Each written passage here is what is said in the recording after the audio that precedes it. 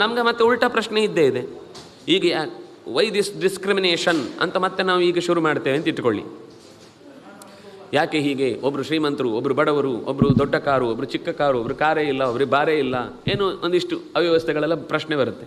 ಅಕಸ್ಮಾತ್ ಎಲ್ಲ ಒಂದೇ ಥರ ಮೋರೆ, ಒಂದೇ ಥರ ಮನೆ, ಒಂದೇ ಥರ ಹೆಂಡತಿ, ಒಂದೇ ಥರ ಕೆಲಸ, ಒಂದೇ ಥರ ಎಲ್ಲ ಒಂದೇ ಥರ, ಆಗ ಮತ್ತೆ ಪ್ರಶ್ನೆ ಇದ್ದೇ ಇತ್ತು, ವೈ ದಿಸ್ ಮೊನಟನಸ್? ಯಾಕೆ ಎಲ್ಲ ಒಂದೇ ಥರ ಇದೆ? ಏನು ದೇವರಿಗೆ ಬೇರೆ ಬೇರೆ ಥರ ಒಂದು ಡಿಸೈನ್ ಮಾಡಲಿಕ್ಕೆ ಬರಲ್ವಾ? ನಮ್ಮ ಪ್ರಶ್ನೆ ಮುಗಿಯೋದಿಲ್ಲ.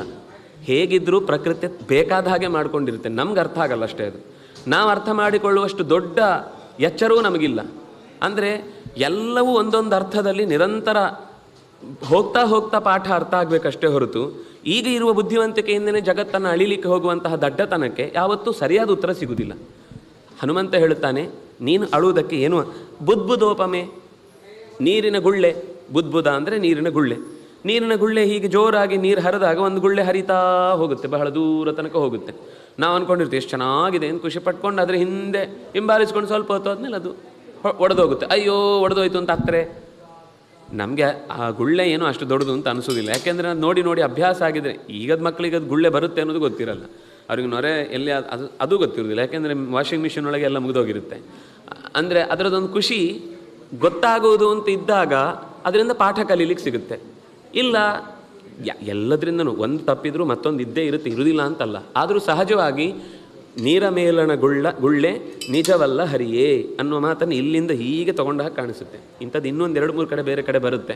ಇದು ಹನುಮಂತ ಹೇಳಿದ ಮಾತು.